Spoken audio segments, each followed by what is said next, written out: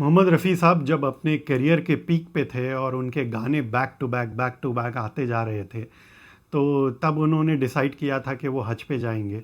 और हज पे जाके आने के बाद उन्हें काफ़ी सारे मौलानाओं ने कहा था कि सिंगिंग छोड़ने के लिए, क्योंकि ये हराम का काम है, ये जायज़ काम नहीं है। अब आप हज जा कर आ गए तो वो छोड़ दो करके। तो उन्होंने भी डिसाइड कर लिया और छोड़ दिया कंप्लीटली अपनी सिंगिंग करियर को, अ, हमेशा के लिए। फिर बाद में एक आर्टिस्ट का दिल ही होता है, तो आखिरकार उन्होंने वो सब छोड़ दिया और वापस से अपने सिंगिंग में आ गए थे और मरते दम तक वो गाने गाए। यही है, जो जिस काम के लिए पैदा हुआ इंसान वो काम करके ही रहता। तो hi hello, welcome to my channel movie Darshan. तो मैंने देखी है चमकीला और मुझे बड़ी पसंद आई मूवी। यूँ तो मैं इम्तियाज़ अली सर का बहुत बड़ा फ़ैन हूँ, क्रेज़ी वाला फ़ैन हूँ। उनका हर प्रोजेक्ट, उन वो अगर थोड़े सर के भी जुड़े हुए हैं तो मैं वो प्रोजेक्ट देखना ज़रूरी समझता। जैसा कि ब्लैक फ्राइडे में उनका एक छोटा सा का एक्टिंग डेब्यू था, और फिर बाद में सोचा ना था जब उन्होंने बनाई थी जब वी मेट, रॉक स्टार, तमाशा। ये सारे मूवीज़ मेरे बहुत फेवरेट है। और आहिस्ता आहिस्ता करके एक मूवी आई थी, उसकी स्क्रिप्ट उन्होंने लिखी थी शायद, तो वो भी। और फिर बाद में डॉक्टर अरोड़ा करके आई थी, शी आई थी, उसमें भी स्क्रिप्ट लिखी थी उन्होंने।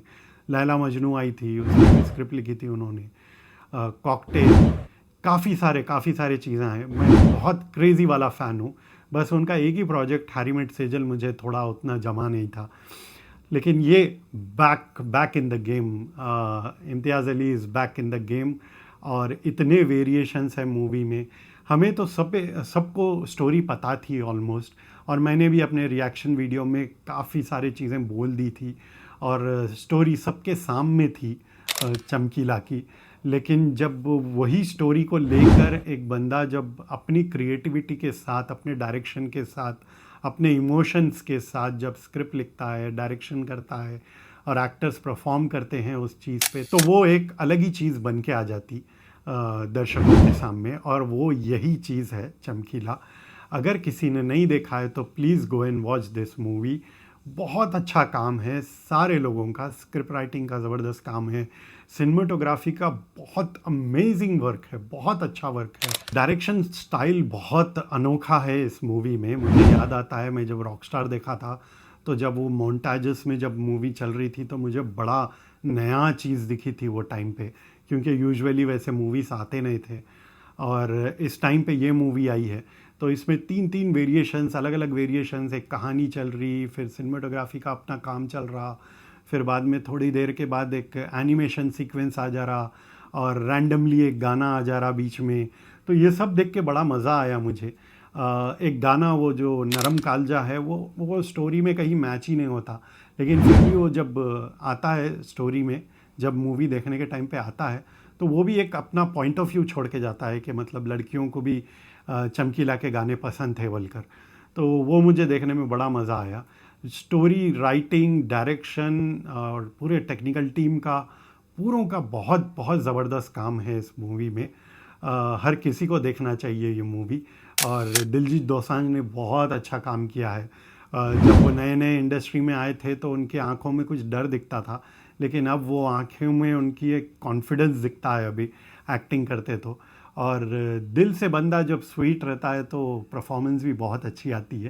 तो दिलजीत दोसांझ का बहुत अच्छा काम है। परिणीति का बहुत कम काम है, लेकिन जितना भी काम है बहुत अच्छा काम है। जब हम मूवी में रियल फुटेज के साथ जब उनकी एक्टिंग देखते हैं तो बहुत मज़ा आता है वो देखने में। स्पेशली जब लास्ट के एंडिंग होती मूवी, तो वो एक गाने का जो रिक्रिएट करे वो लोग, तो एग्जैक्टली जब रिक्रिएट करे तो वो उसमें परिणीति को देखने में बड़ा मज़ा आया था। और मुझे लगा था कि उनके गाने बहुत ज़्यादा होंगे मूवी में, वो गाने बहुत गाएगी मूवी में। उतने नहीं हैं, थोड़े बहुत है, लेकिन वही अच्छा है, वो जो सटल्टी है वही अच्छी दिखी मुझे। अगर ज़्यादा भी गाने गवाते तो मुझे नहीं लगता कि उतनी उनकी गला उतना स्ट्रांग है कि वो पूरे गाने गा के एक अच्छा एक परफॉर्मेंस दे सकते थे। तो छोटे छोटे परफॉर्मेंसेस है चमकीला के, और विद ट्रांसलेशन आते हैं। ये नहीं किया कि हिंदी में ही ट्रांसलेट कर दिए उनके गाने।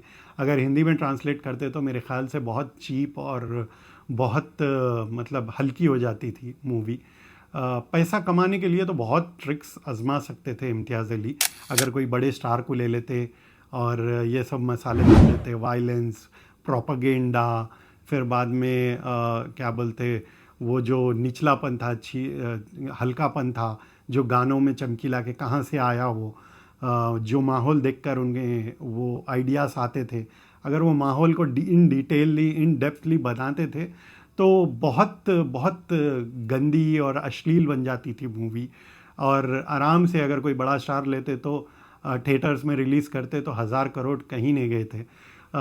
जो चमकीला की सोच थी, जिस माहौल से वो उठकर आए थे और जिस माहौल से वो गाना शुरू करे थे और पब्लिक को अट्रैक्ट करे थे, उसके वजह से उन्हें पैसे मिले थे, उसके वजह से उन्हें उन्हें एक फेम मिला था।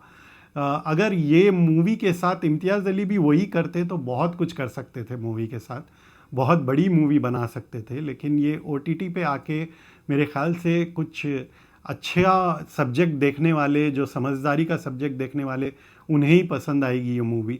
जो मास ऑडियंस है वो ये मूवी उनसे बहुत दूर हो जाएगी। अगर थिएटर में रिलीज़ करते तो ये मेरे ख़्याल से उतना बिजनेस भी नहीं करती थी ये मूवी। बहुत अच्छा है ये दौर में कि हमें OTT मिल गए, तो हम जो मतलब इंटेलेक्चुअल्स है, जो अच्छा सिनेमा देखना चाहते हैं, फ़न मतलब एंटरटेनमेंट के साथ, गानों के साथ फ़न एंजॉय करना चाहते हैं, उनके लिए बहुत अच्छा हो गया OTT आने के बाद। और डायरेक्टर्स प्रोड्यूसर्स को भी बहुत अच्छा इजी वे मिल गया। अंजुम बत्रा का भी इसमें काम बहुत ज़बरदस्त है। उनका लेटली नेटफ्लिक्स पे भी एक मामला लीगल एबल कराई थी सीरीज़, उसमें भी उनका काम बहुत अच्छा था, एनर्जेटिक था। और इसमें भी उनका काम बहुत अच्छा है, मुझे बड़ा अच्छा लगा उनका ट्रैक। एक स्टोरी में मुझे ये बड़ा मज़ा आया कि मतलब एक के मुंह से सारी स्टोरी नहीं बोली गई, जैसा कि अंजुम बत्रा का स्टार्ट में जैसा वो स्टोरी शुरू करते और फिर बाद में किसी और पे ट्रांसफ़र हो जाता, फिर बाद में किसी और पे ट्रांसफ़र हो जाता। तो स्टोरी बोलने का सिलसिला सिर्फ एक तरफ से नहीं है। ये मालूम होता है कि डायरेक्टर ने कितनी जगह से स्टोरी को इकट्ठा करके ये मूवी बनाई है। तो इसमें डायरेक्टर की ईमानदारी बहुत अच्छे से दिखाई जाती और जो यूजुअल स्टोरी थी उसे साइड में रखे और उसे उतना वो नहीं देखे, डिटेल्स है नहीं बोलकर नहीं, चमकीला के ज़िंदगी के जो इवेंट्स है जो हुए थे वो तो आम खास है, मालूम है सबको, लेकिन सबका पॉइंट ऑफ व्यू दिखाया गया जैसा दिखा, उनके दोस्त का, उनके पार्टनर्स का, उनके ऑपोजिशन का, सबका अपना अपना स्टैंड दिखाया गया। मुझे एक कैरेक्टर से थोड़ा डाउट आया मेरे को, मुझे लगा कि ज़बरदस्ती का एक्स्ट्रा वो कैरेक्टर घुसड़ा गया जानबूझ के मूवी में। जब वो कैरेक्टर बिगिन होता तो अच्छा है, वो कैरेक्टर जो पुलिस का जो रोल रहता, जो पुलिस का जो मेन कमिश्नर या कुछ ऐसा बड़ा सीनियर ऑफिसर रहते, अनुराग बलकर है उनका नाम, तो वो जब आते हैं तो उनका कैरेक्टर एकदम क्लियर था कि वो अगेंस्ट है बल के।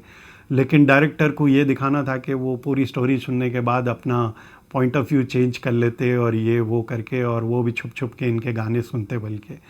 तो वो मुझे अजीब दिखा। ये दुनिया में जो है बहुत सारे अलग अलग तरीक़े के लोग रहते हैं ऑलरेडी, जो कम्प्लीटली इसके ख़िलाफ़ चले जाते हैं, जो कम्प्लीटली इसके साथ हो जाते हैं, एंजॉय करते, नाचते गाते, या फिर थोड़े ऐसे भी रहते कि ना इधर ना उधर, कि हाँ भाई हम नहीं सुनते लेकिन ठीक है चलो कोई गा ले रहा, गा लेने दो, हमें क्या करना, हमें तो कोई मतलब ही नहीं है, हम नहीं सुनेंगे करके। तो ऐसे भी लोग रहते। तो वैसे ही काइंड ऑफ मुझे ये पुलिस कमिश्नर का जब अनुराग आते तो उनका रोल मुझे वैसे ही लगा था कि ठीक है, एक पढ़ा लिखा इंसान है जो ये सब चीज़ नहीं देखता, नहीं सुनता और ये सब चीज़ों से, ये कल्चर से थोड़ा दूर है, इसलिए करके वो इस पोजीशन पे है और उसे ये सब चीप हरकतें पसंद नहीं आती।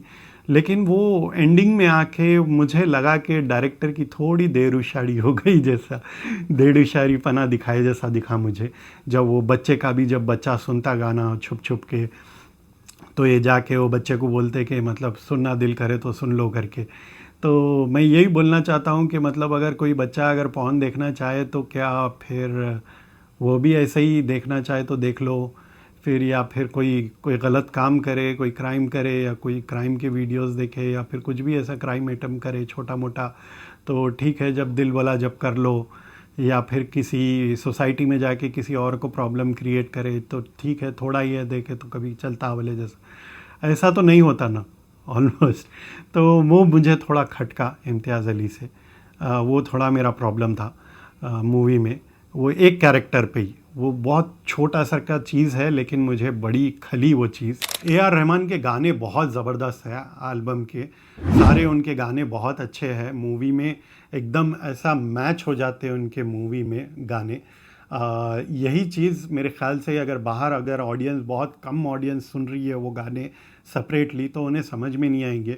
एक बार मूवी देखने के बाद वो गाने समझ में आना शुरू होंगे ए आर रहमान के।